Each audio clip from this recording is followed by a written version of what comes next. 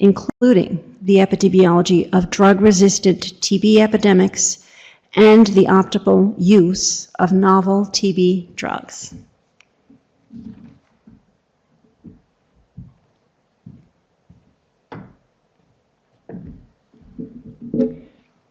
So I want to spend this time introducing you to a sort of simplified problem and simplified model to address it, to give you an idea of how a mathematical model or a transmission model can be useful, sort of the ways to interpret and apply it, including understanding limitations of modeling approaches, but also just ways to make good use of them, and how to think about opportunities that modeling might be applicable to your work, and the ways to go about engaging models or modelers in decision making.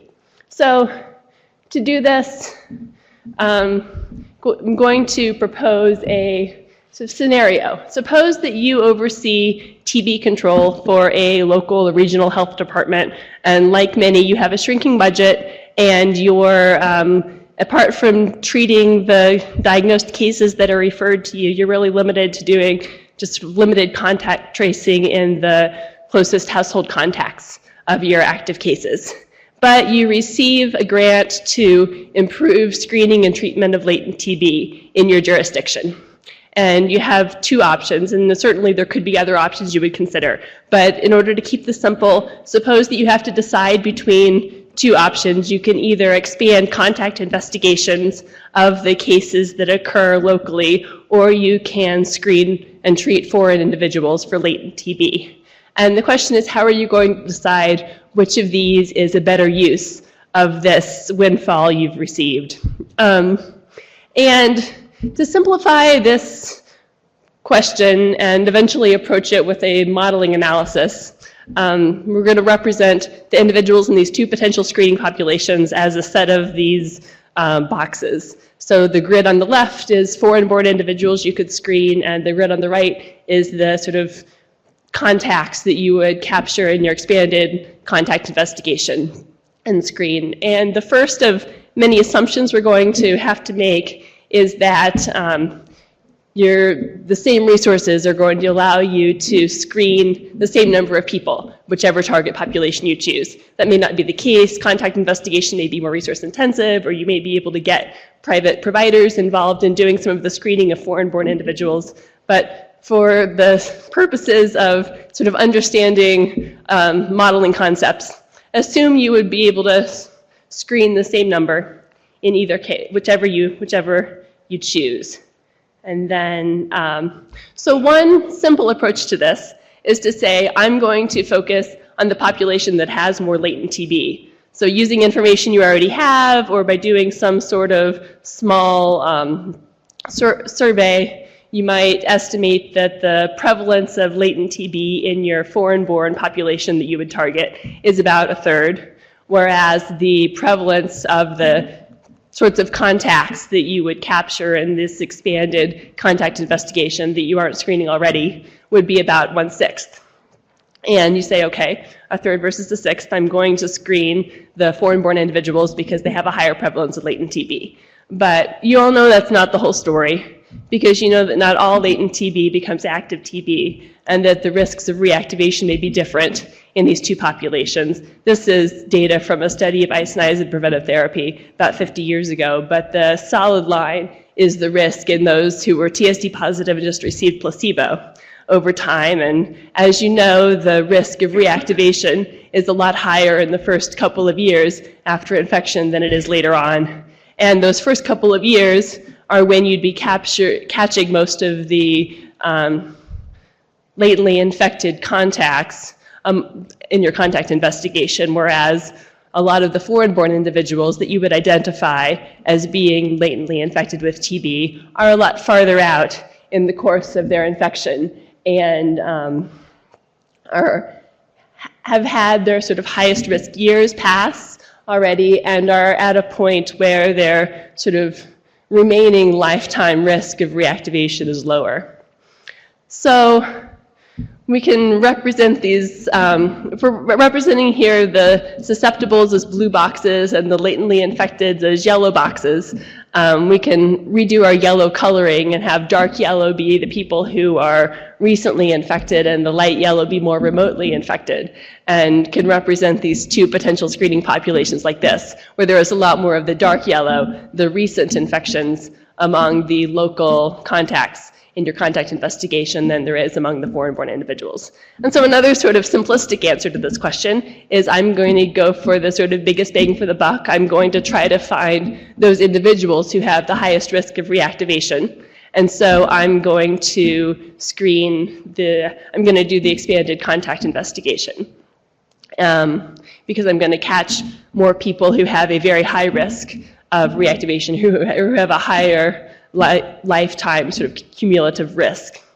And then, so we have these two approaches with two different answers, and then we can try to combine those, and which requires estimating that sort of remaining lifetime risk in each of the two populations. And you might say, okay, in these foreign-born individuals, because the sort of highest risk period has passed, I estimate that they, on average, those who were latently infected have on average about a 5% remaining risk of developing active TB, whereas the latently infected individuals among the sort of contact investigation population, I estimate have about a 10% on average risk of lifetime risk of developing active TB. And in this particular case, I've chosen the numbers so that the two balance each other out, and when you multiply the sort of prevalence of latent TB infection times the remaining sort of lifetime risk of reactivation, you end up with a prediction of about 2 individuals in each group who are likely to develop active TB at some point in their lives. And of course, if you changed any of those sort of if you changed any of those 4 data inputs a little bit, either prevalence of latent infection or either of the 2 estimates of lifetime active TB risk, you would get a different answer in terms of sort of which of your 2 initial instincts was correct. But neither of these still tells the whole story, because there are other things we care about. For one thing, the time horizon may matter. We may care more about short-term impact and may care more about preventing a TB case that's going to happen next year than we do about preventing one that's going to happen 15 years from now, because we don't know where that person's going to be. We don't know what better approaches we're going to have to preventing TB many years down the road. And also from the standpoint of transmission, we may care about, as we'll see, preventing cases soon because of the transmission that they generate, but also we just haven't accounted yet for transmission and for the fact that cases that it's not just these cases that matter, but if they develop TB, they may also generate secondary cases that we also need to account for in a model. So the complexity of this situation, once we're trying to account for these different uncertain parameter estimates about latent TB prevalence and reactivation risks, plus the changing dynamics over time and the fact that transmission and secondary cases that are occurring, this is a complex situation, as many epidemics are, and as TB especially is. I think TB, because of the long time scales and complex natural history that's involved, is often difficult to sort of predict just by intuition what the outcome over many years of an intervention is likely to be. And of course, the fact that transmission doesn't require face-to-face contact, and just many different things about TB make it particularly complex and can make models useful. And in general, I think about modeling as a way to take a complex system, like a TB epidemic and the many moving parts of potential interventions happening at different times and affecting sort of individuals' natural history of disease and also transmission. I think of mathematical models as something that take that kind of complex system and simplify it into something that we could sort of understand, explore, kind of play with, to say, all right, if I change this, then this is what happens. Or we have to put data and assumptions in about these are the sort of, this is what we know, and these are the things that we assume are related to each other, and that this causes that. And the models can't replace our data or tell us that our assumptions are correct. But they say, if these are your data and your assumptions about them, then these are the implications. And a model in this way, there's a picture there too, a model can help us to conceptualize important questions, like understanding what are the key drivers of impact in terms of and measures like incidence and mortality, or key drivers of cost. And then if we change our assumptions, how will our outcomes change? This could be, you know, assumptions, for instance, about how many individuals we're able to reach in each of these two potential screening populations. And if we change that assumption, or if we change some of the other estimates that we already talked about going into how we're conceptualizing this question, how will that change our outcome? And then also models can help us to identify what data we need to collect. When we know the data we have, that we may be uncertain about some aspects of it, and if a model reveals that a data point that we aren't entirely certain about has a very large impact on our projected outcome, then that may tell us that that's a data point that we need to do a better job of refining in order to generate sort of useful or accurate model results. And in this particular situation, where we're trying to choose a screening population for latent TB screening, a dynamic transmission model could be helpful. And by dynamic, I mean that it's going to account for changes over time in terms of changing size of an epidemic and in terms of those temporal dynamics of reactivation from latency. And transmission, I mean that we're going to account for the fact that preventing one case may also help us to prevent transmitted cases.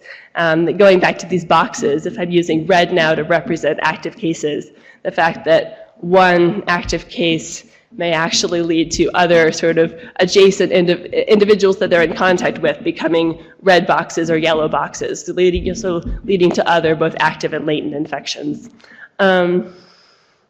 So we'll take this one step at a time. We won't actually add transmission yet, but we're continuing to so building this into something that I'm not actually going to, sort of implement a mathematical model here, but I'm going to just build this a few more steps at a time into something that shows more and more of the structure that you would include in a sort of mathematical or really like individual-based simulation model is what we're talking about here. But so if we add time, then, as we said, even though we expect 2 individuals in each of these 2 populations to develop active TB at some point, the timing of that is different. And because the local contacts were more recently infected, they're more likely on average to develop this active TB sooner. And maybe by year 1, you have someone who progressed rapidly to active disease, and so you already have an active case over in your potential screening population of local contacts, whereas over in the foreign-born individuals, because these 2 reactivations are spread over these people's lifetimes, over several decades typically, you're unlikely to have a reactivation in year 1 or even in year 3, where the first individual has recovered, is a dark purple box now, and a second reactivation among the local contacts may already have occurred. And now in general we would run this sort of simulation many times and sort of sampling from probabilities of timing of reactivation so that the exact year that each event occurs would sort of vary each time we ran the simulation, and we would run it many times to get sort of a distribution of likely outcomes. But this is one sort of showing one simulation of such a model. And in this case, it's not until year 5 say that you would see the first active case over in the foreign-born population after both of the two among your local contacts have already occurred, and then maybe it's year 15 when you finally reach the same cumulative incidence among both of these two, among the latent infections that were originally there when you did your intervention and that you could have preventively treated. So when we're interested in a shorter time horizon, even though the overall individual risks are equivalent over lifetimes, if we're interested in the shorter time horizon, that's already swaying us toward the local contact investigations, but we still need to add transmission. So we do that next, and that's going to require us to input some additional data and assumptions. We're going to have to estimate how many secondary infections arise from each active case. That's, it's going to be dependent on things like delays in diagnosis and treatment and initiation and disease burden and contact patterns. And we're going to, again, maybe use the same estimates as before, but again, estimate the time-varying risk of progression to active disease after infection, not just for those individual cases, or for those initial cases, but also for the secondary cases that they cause, or the secondary infections that they cause. And so we expand the individuals in the model now to include, to sort of situate these two potential screening populations in the context of our larger population, because those individuals may also be susceptible to transmission.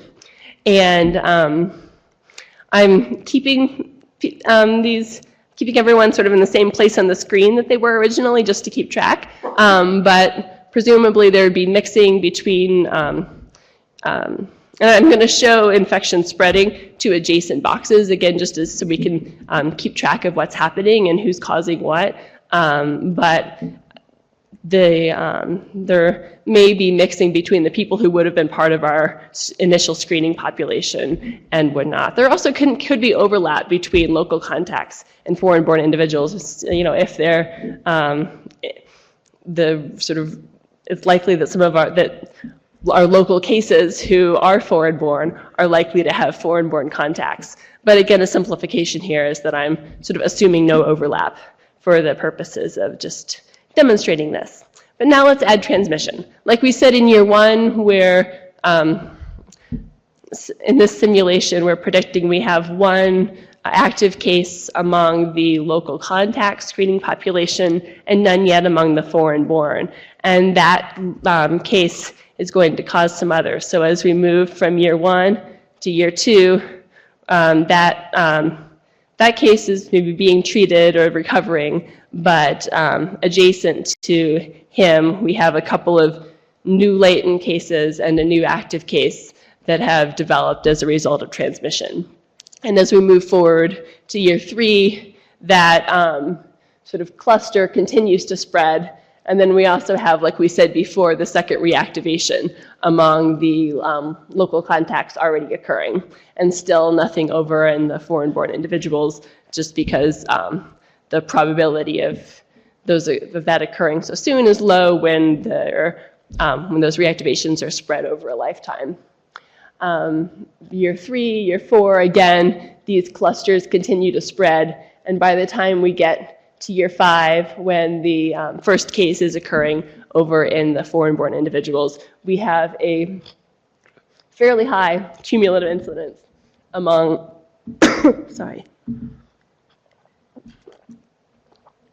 among our local contacts.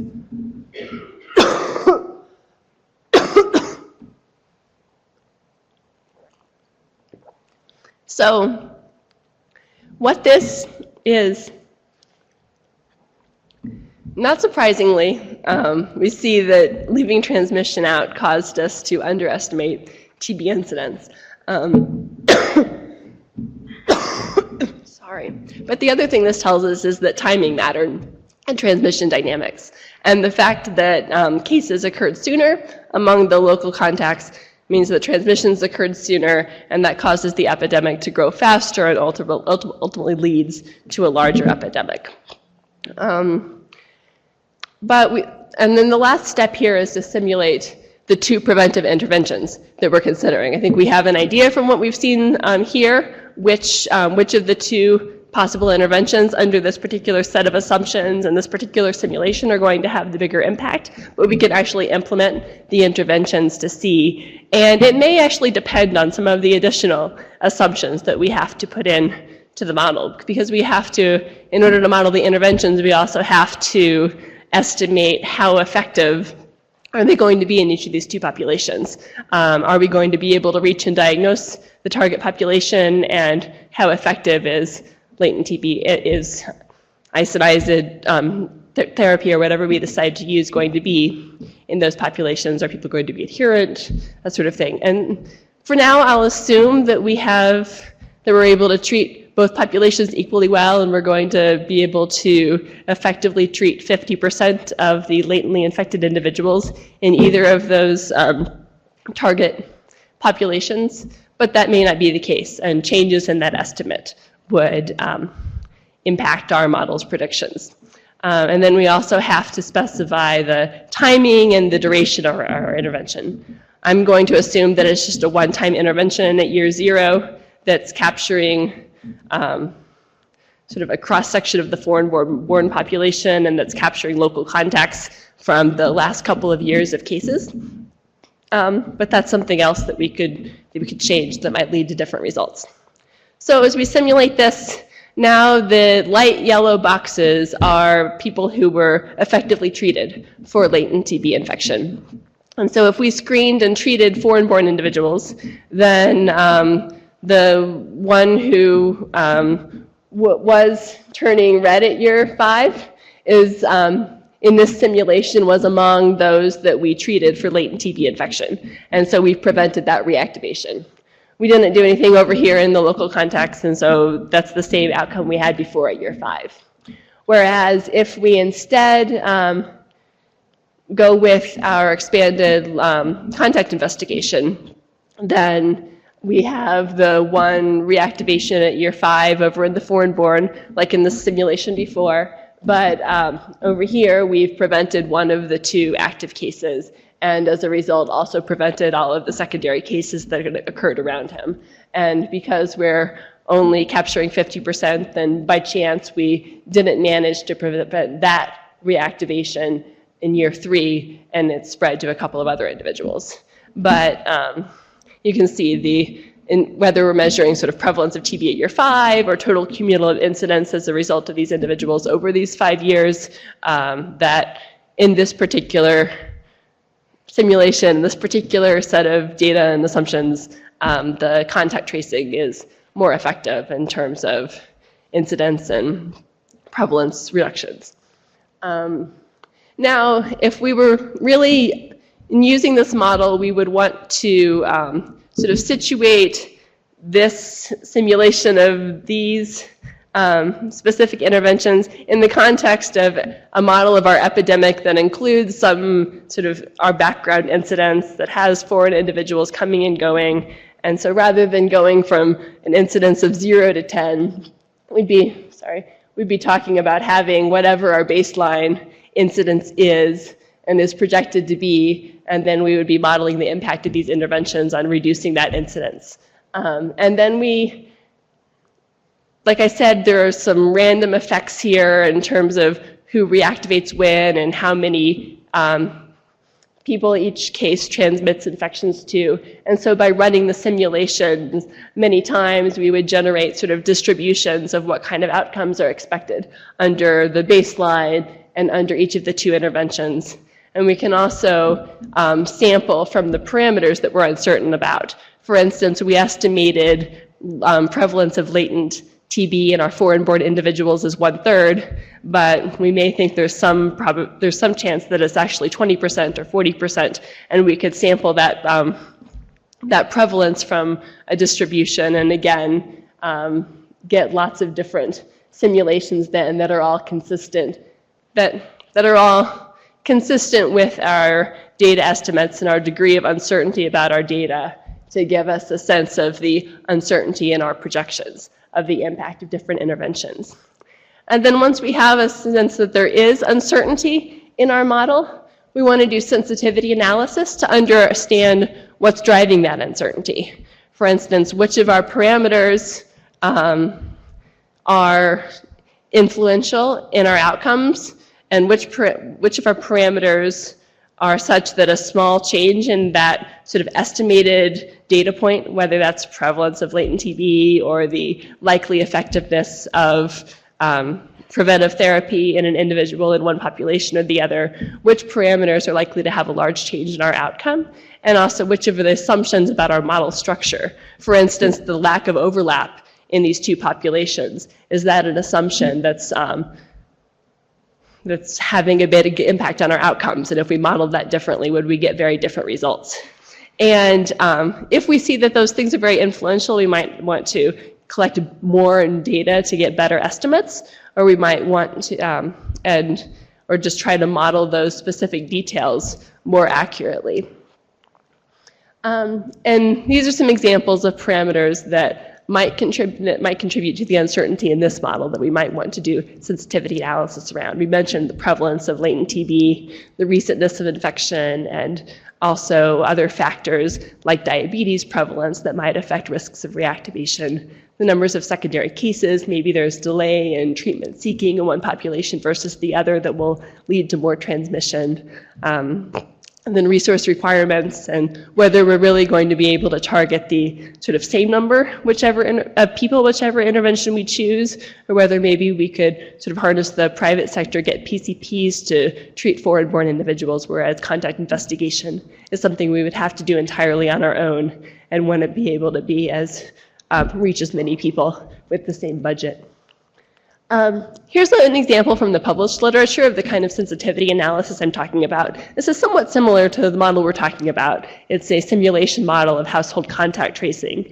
And what they do is take each of a bunch of different parameter estimates that go into the model and vary each one between its sort of lowest and highest plausible value, and look at how the projected reduction in incidence changes between those different parameters. For instance, they estimate that changing their sort of estimate of household size is causing like a 15% variation in their prediction of percent incidence reduction, whereas changing the proportion of TB that's due to recent infection causes a huge change, my pointer's going out, but causes a huge change in the estimate of what kind of incidence reduction they'll be able to achieve. I'm going to skip over this just for time. It's another example from the literature. I can stay there for a second, showing that in this case, the sensitivity of the model to some of their data estimates is dependent on the underlying epidemiology, and depends whether they're in a low or a high incidence setting. We could also consider not just parameter uncertainty, but structural uncertainty, and think about things like, what if we included heterogeneity of individuals' sort of risk of sort of susceptibility to infection or risk of progression? Would that make a difference? Or if we sort of modeled heterogeneity of transmission risk, and particularly if we could consider targeting our interventions towards the high-risk individuals, would that make a difference in which of these interventions we predicted would be more effective?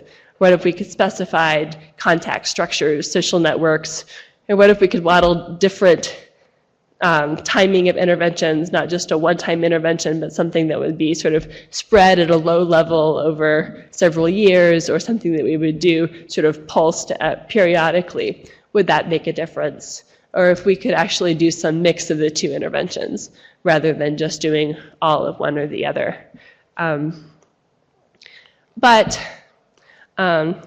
Basically this hopefully gives you a sense of what this kind of model can do in terms of just sort of what the pieces are that go into it, and how you would think about interpreting the results, and the ways in which it's dependent on the assumptions that you put in, and the ways that a person can actually sort of test those relationships and dependencies and determine which ones are really important and need to be made more precise in order to make the model useful, and also in order to be able to show how different aspects of your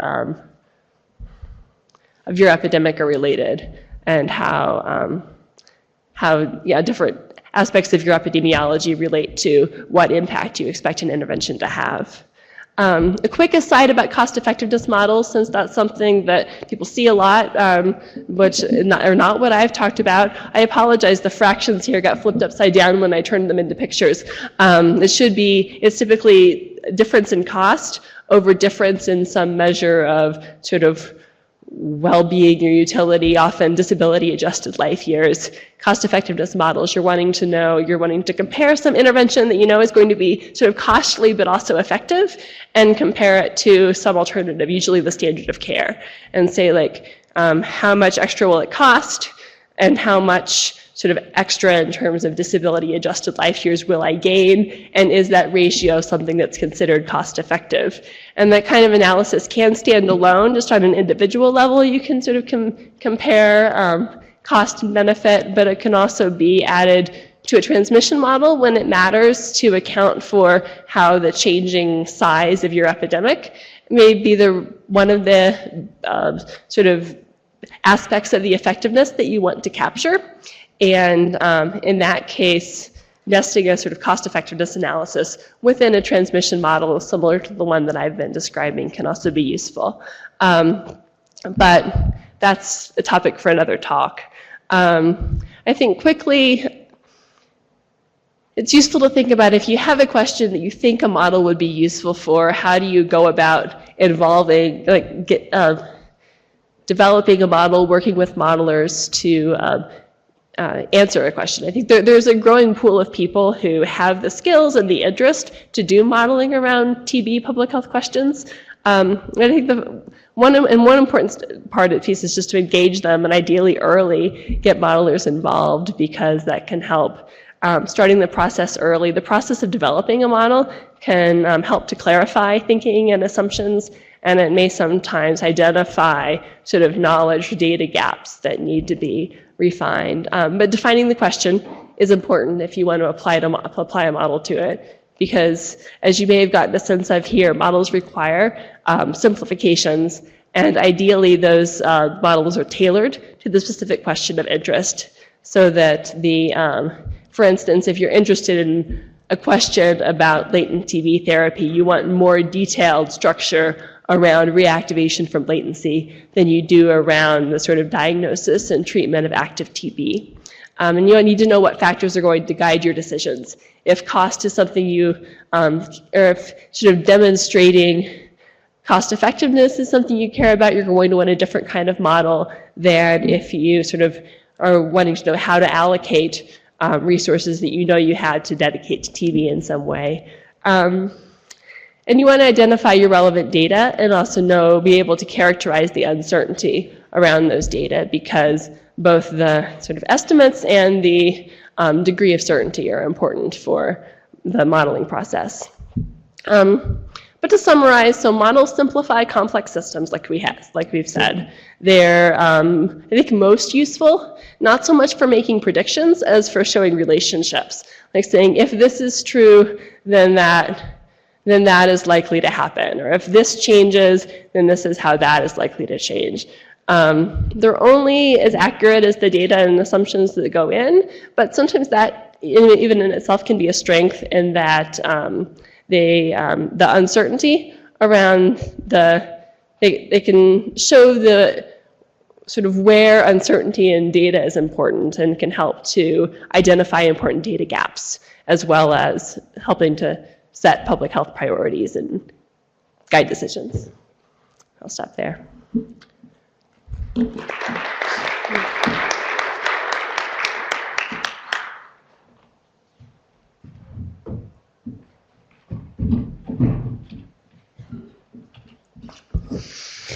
Thank you, Emily. Our next and final speaker is Cynthia Driver, who's a public health professional with more than 25 years of experience. She is Deputy Director for Public Health Programs at Vital Strategies, formerly known as the Union North America.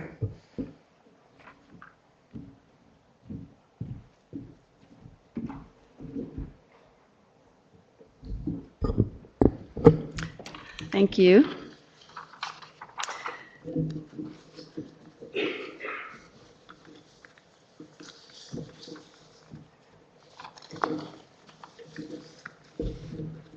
just want to...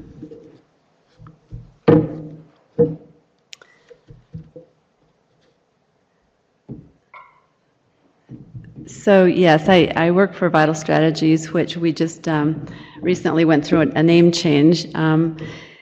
We are an affiliate of the Union.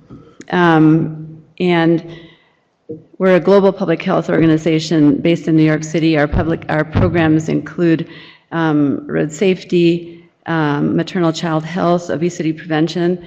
So you'll see that a lot of the examples that we'll use in this presentation draw from a range of programs, not just tuberculosis. I also just want to tell you just briefly about one new program that this presentation draws on work from this program. It's called the Data for Health Initiative, which is funded by Bloomberg Philanthropies and the Australian Department of Foreign Affairs and Trades. It's working in 20 countries and cities around the world with technical assistance from a number of partners, including CDC and WHO, Johns Hopkins University. And this initiative has three components: enhancing civil registration and vital statistics, enhancing surveillance of non-communicable disease risk factors through a mobile phone survey, and the Data Impact Program, which is focusing on how existing data can be used most effectively to produce maximum impact on public health policy making. And it's this program that's given us some insights into the communication of public health data and the importance of that. So really this talk is a pitch for the use of visualization tools in enhancing the impact of public health data. And just a brief note about the framework for our data impact program. The goal is obviously to use data strategically to guide policy making. And the framework suggests that data use is not just about analysis, but very much about communicating it to internal and external audiences. But communicating data is definitely challenging, as you all know. It's often difficult to turn data into clear, succinct communications, and this challenge goes in both directions. It's technical experts like epidemiologists and public health professionals like us often have difficulty articulating the importance of the implications of our results to lay audiences. And decision makers also, and communications staff also often have difficulty or feel uncomfortable incorporating data into their communication products. But I think that epidemiologists and public health professionals are uniquely positioned to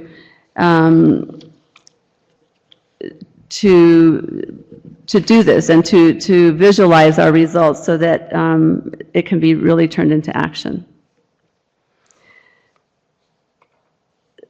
So let's just consider the following scenario. We want to advocate for additional funds to expand a TB program services in a neighborhood with high TB rate. And in order to do that, we need to make a convincing case to our stakeholders in both government and in the community. Some of us are lucky enough to have decision makers who are very comfortable and knowledgeable about using data, but that's not always the case. So this is a table of the data for our scenario showing the TB case rates by neighborhood in Brooklyn, New York, where I live. And so what do we see in this table? We see that there's one neighborhood that has a very high TB case rate, but it's not easy to see that. in this format, nor whether there are any patterns among other neighborhoods.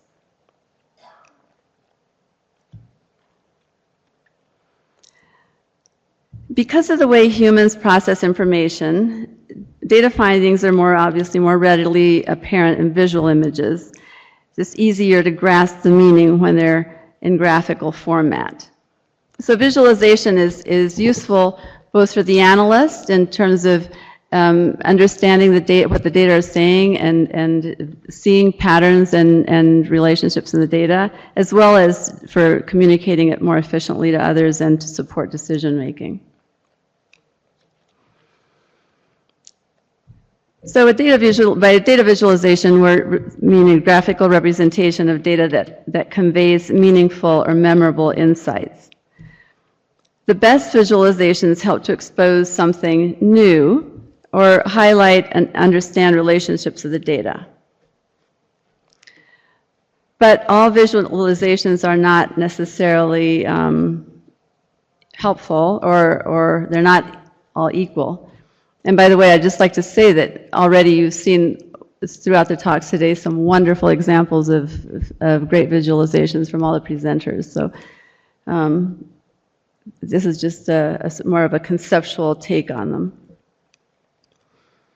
So going back to our example of TB case rates by neighborhood in Brooklyn, on the horizontal axis we see the rates by neighborhood, but because we have so many categories, it's harder for us to present the labels in a horizontally in a way that's easier to read.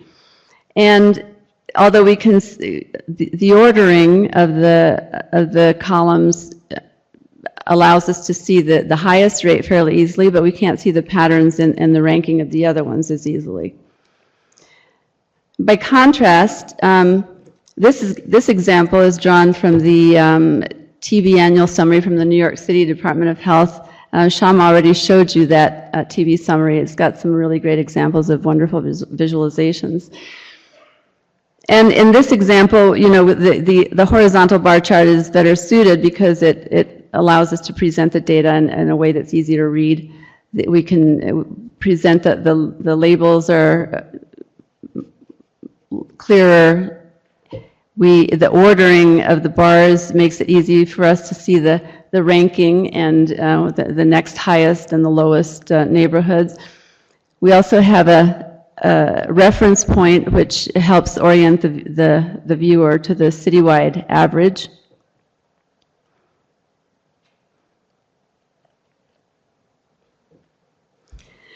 So effective visualization draws from several competencies: visual perception, design principles, visualization type, and data stories. So I'll just briefly introduce these, and then we'll go back to looking at some examples. So visual perception is the ability to see and interpret visual information that surrounds us. It allows us to see, differences in color, shape, position of objects in space. For example, we have the ability to remember forms and sequence and to recognize them quickly when we see them again. And we draw on these elements as we present visual information.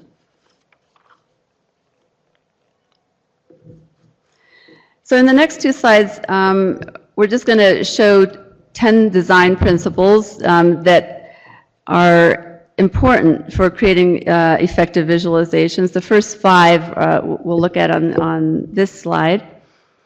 And we've already touched on some of these in the previous slides, and we'll illustrate them further as we go forward. So just in terms of orienting the audience, text labels sufficiently. Text, even in a visual example, text-based elements are very important. Title, legend, axis labels, scales, data explanatory boxes. When possible, visually linking related elements helps the viewer. For example, if 2 graphs are showing the same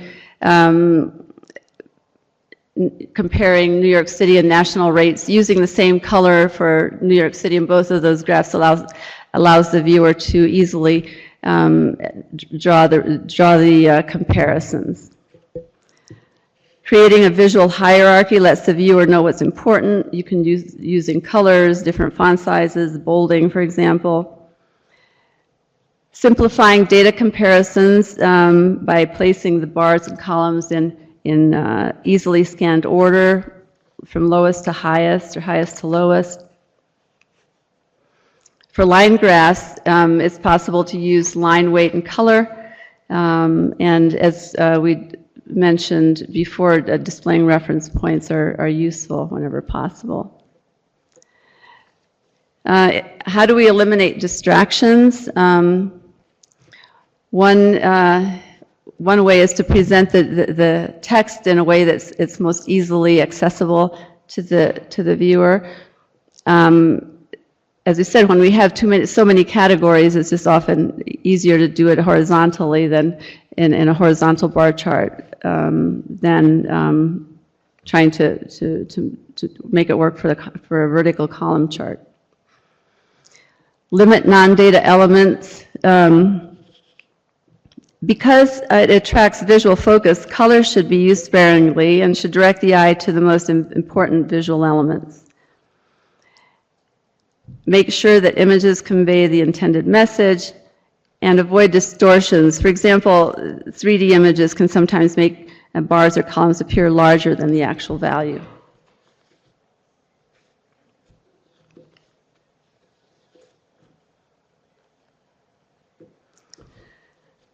So while there are many other data visualization types, today we're just going to focus on some of the most common figures and maps, and go through some examples of these and when they're most should be used. So a column chart or vertical bar chart is used to highlight comparisons across categories to answer the question, do the values differ across the category? In this example, we're seeing how TB case rates vary by age groups on the horizontal axis. But a column chart can also be used to highlight relationships between two categorical variables, and here the second variable is sex. This graph showing us the TB case rates by age group differ for males, shown in the yellow bars, compared to females, shown in the pink bars.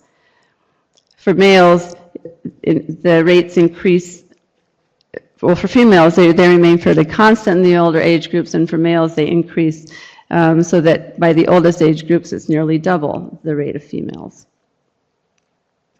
And the source for this slide is the CDC surveillance slides, which are also publicly available and have some very good and compelling visualizations.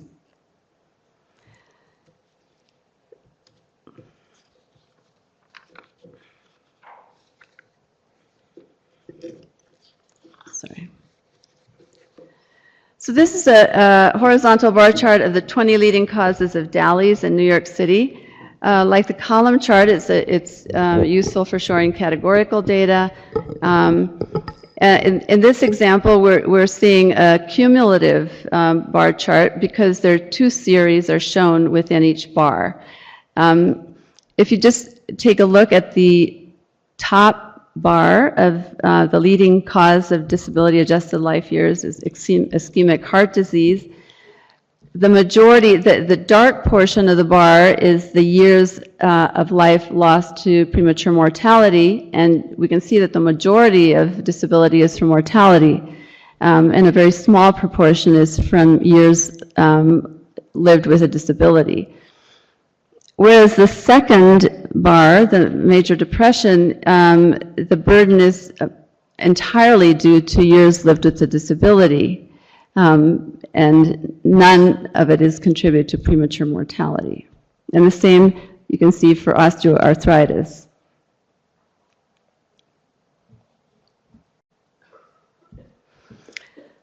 So a line graph works best for continuous data such as years and showing trends and changes over time. And in this example, the line graph is a very compelling way to show the decrease in the number of TB cases in the United States over 20 years. And when more than one series are displayed, we can also make comparisons on a line graph. In this example, the TB case rates in foreign-born, we can see how it's so much higher in the green bar compared to the green line at the top compared to the US-born rates in red at the bottom. And we can also see how the rate of decline has been much faster in US-born by the slope of the red line.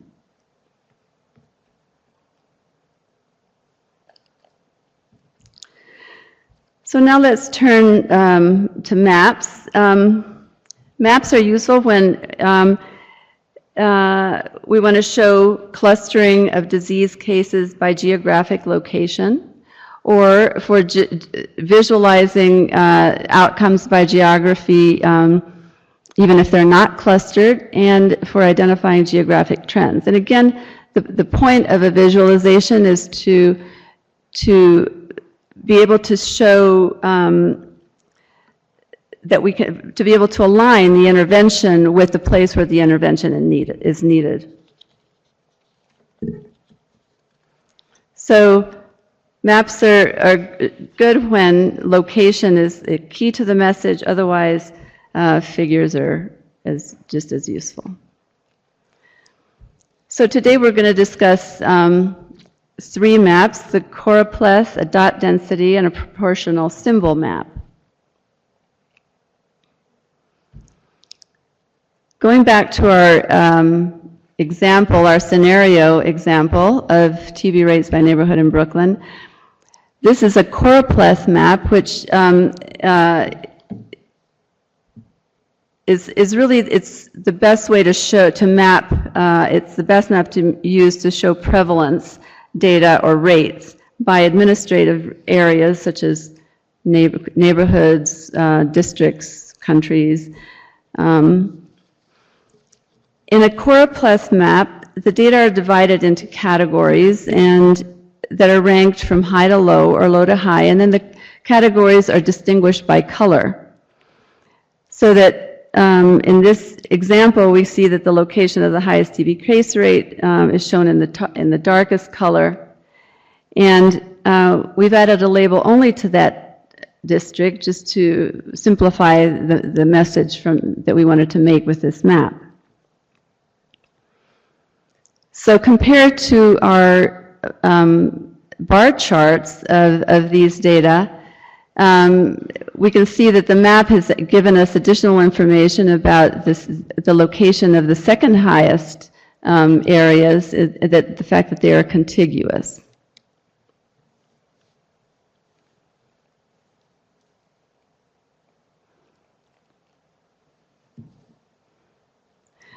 So this is a choropleth map showing geographic trends by adding the time element. Here we see the percent of TB cases in foreign-born persons for each state at 2 points in time, in 2004 and 2014. And in this case, the data have been categorized into 4 groups. And the rule of thumb for number of categories is to use 3 to 6, and that it should be driven by the distribution of the data. Here, again, the darkest color shows the places where more than 50% of the TB cases are in foreign-born, and so we can see that the number of states in which more than 50% of the cases are in foreign-born has increased substantially between 2004 and 2014. So to make a map, obviously you need to have the data by the geographic unit that you wish to map, as well as a map template or a shapefile that has the boundaries that will contain the map.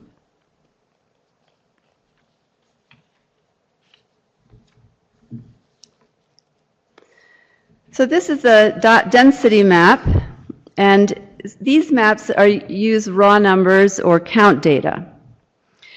In a one-to-one dot density map, one dot is equal to one case, and in a one-to-many, one dot can represent more than one case.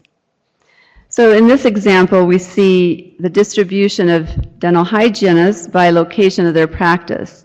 Here, one dot is equal to one dental hygienist. So we see a number of clusters in the dots. Presumably, these are correlated with more populated areas. And I guess we could ask ourselves, what kind of decisions would policymakers consider with this kind of a map? I guess it could be used for to guide licensing or oversight. Because we need to remember these are raw numbers. This is not giving us information about the underlying population, nor about the need for dental hygienists. Now for this map, we need, in addition to information about the latitude and longitude in order to be able to place the dots.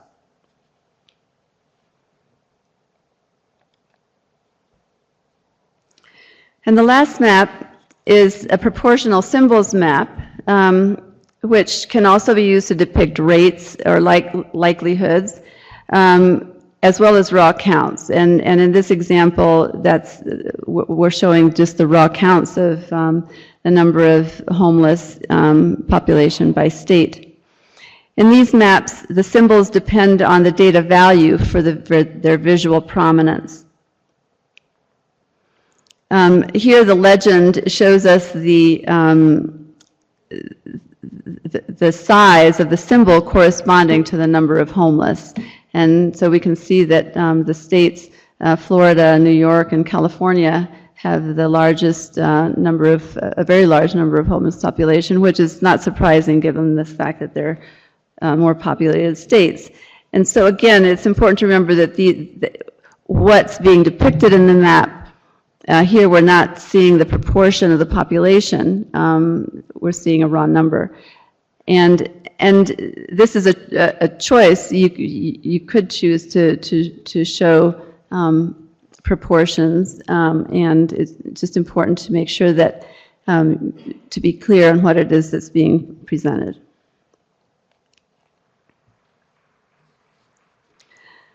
But visual images are often not enough, and we need to be strategic about developing ongoing communication tools. There are a number of vehicles that can be used, such as topic-specific reports, press releases, speeches, testimonies.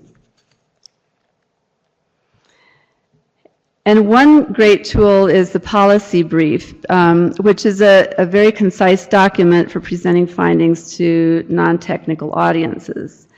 A policy brief includes a description of the scope, the description of the problem, the context, some solutions, as well as the rationale for any proposed change.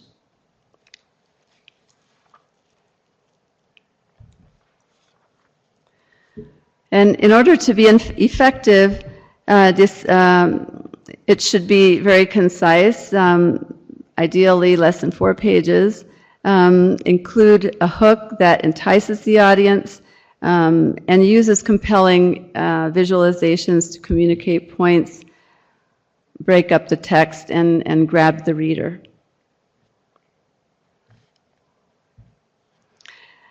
Finally, I'd just like to end by making a couple of comments about the resources that are available. All the figures can be made in Excel, which is a widely available software.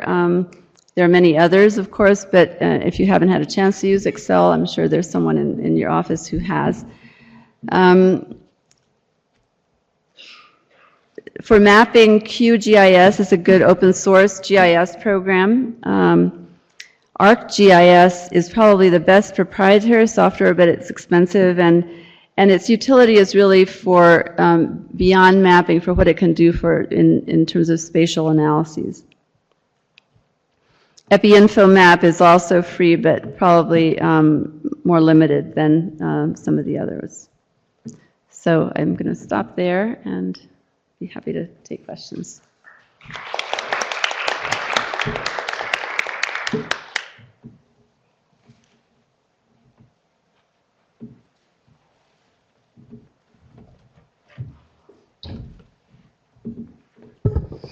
Thank you, Cynthia. We have time for questions for either Emily or Cynthia.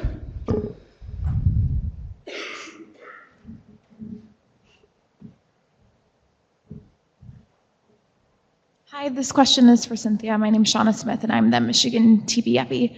What are your thoughts about combining choropleth and the symbol maps to demonstrate both case counts and rates? For example, we have a few jurisdictions that when they get one case, it gives them almost the highest rate in the whole state. So what are your thoughts on just having one map that shows both of them? Do you think that's too confusing, or do you think it can be used well?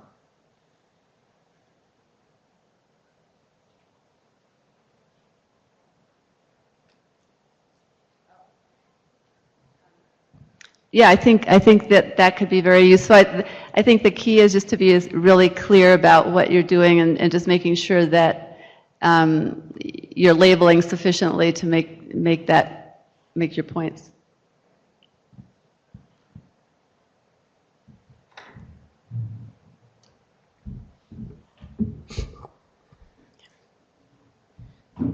I was generally interested in what you think of. Well, so we've had this large debate in many of the things that we do with small regional departments and small local departments about how well they understand rates. And from an epidemiological perspective, you can't do away with rates. They're the best marker of all kinds of things, from disparity to just basically showing differences in how the epidemic has flowed, right? But we routinely get requests for just prevalence. And I feel like we're not doing a good enough job in our area to explain rates and to make what seems like a very easily understood concept of rates well understood. And I wonder how prevalent that is. Yeah, I think that's a big challenge, and I guess my experience has been that really what we want to convey is that we need to help people understand that it's important to know the number of cases per population. That I don't know if we have to use the terms rate or prevalence, but to convey that a raw number is not useful so without the context. I think I poorly articulated my question. Okay. My question is really, what's the best way to communicate a rate to people who are not familiar with rates? I mean, routinely we go to like the one-in kind of method, but I still feel like that doesn't give an intuitive feeling to some people about what they're actually looking at. Yeah, that's a good question, and we should ask what other people think about that too.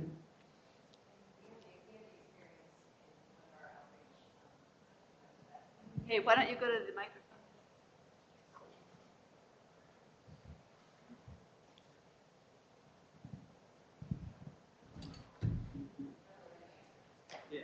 Our experience. So I think that's part of the benefit of showing your numbers. I think we talked about this earlier today. Showing a lot, selecting your data points and matching them to what you're trying to do. So a good example of that is we did some pretty extensive outreach in a small community in New York City a couple of years ago, where their rates were astronomical. So this is in the Tibetan community, and so in New York City, the rates were somewhere between estimated. That's hard because there's no country of birth attached to it, so the denominator data is tricky, where the rates were somewhere between 500 and 700 per 100,000.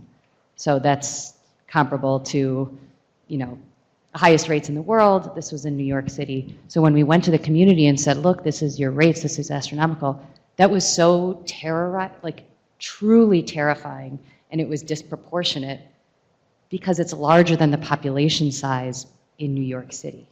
So that was a lot of confusion, and so it was really a good lesson for us in tailoring the way that we were communicating. And I think this was your point earlier about when to map, when to present graphs, what type of denominator to use is really, especially from an advocacy perspective, or is to match it to who your population is. And I guess policymakers would be a little bit different. That's right. Really want to know prevalence counts more than they want to understand rates. And we don't seem to understand that disconnect sometimes. Yeah. Yeah, and I think, I mean, I guess what we've tried to do, and maybe you can speak better to this, Shama, is to come back, and I think Jason mentioned this a little bit earlier too, which is you're asking for this, I want to know what you're asking for it for, and then maybe we can give you that plus some additional information that maybe is more useful or provides a little bit of context. And so it's doing that extra work as EPIs and as program people to whatever extent is possible.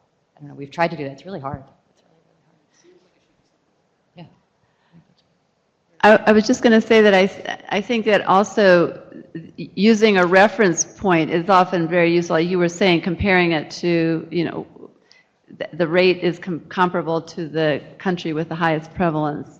It's really powerful. Or as the example I gave from the annual report views, just to put the statewide rate.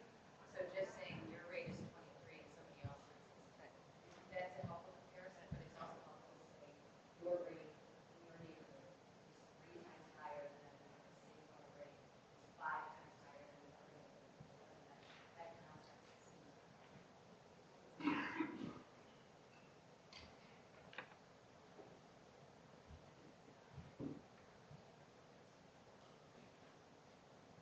I'd like to make a brief comment in relation to your question, because when I had to prepare my presentation, I knew that at times I was comparing data from very small countries with small baseline populations to big countries with huge populations, and I reduced everything to rate per 100,000. But many of our countries have 50,000, 27,000. And when we're talking to persons in those countries, those rate comparisons become meaningless. So we have to use reference points and find other ways to help them to grasp the size of the problem in their particular context.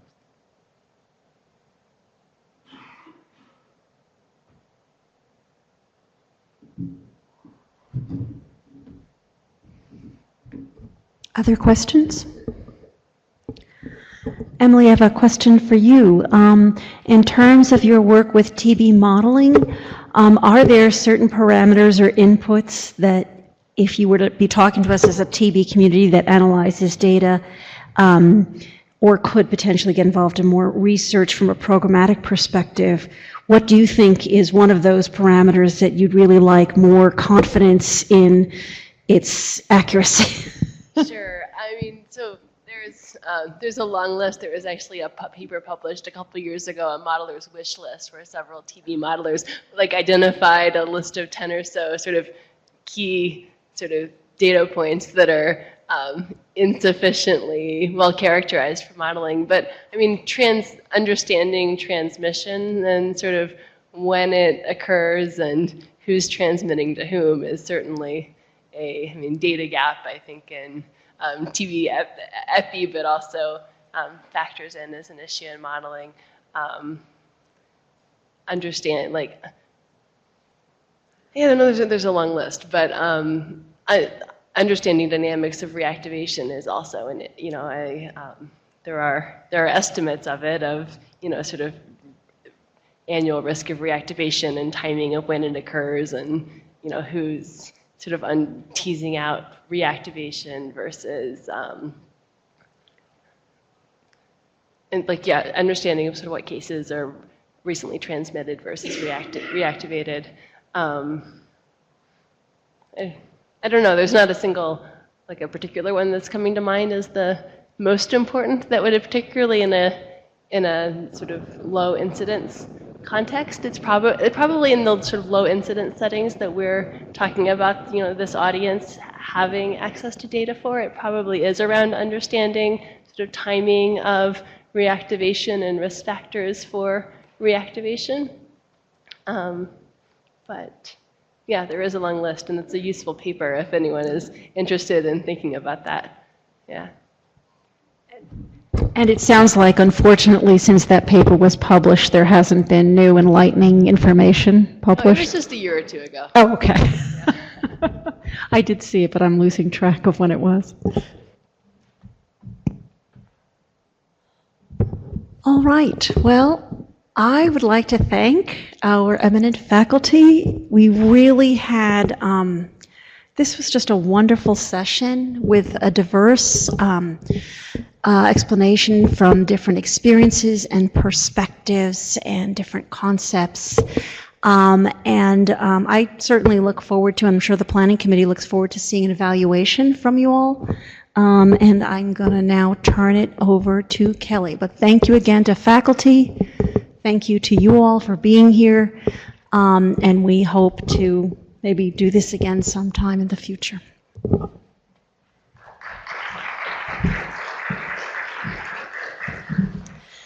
Thank you. I just have a few quick announcements. So again, the sign-in sheet is back there with Josie. If you could wave your hand if you hadn't had the chance to sign in, please go ahead and do so.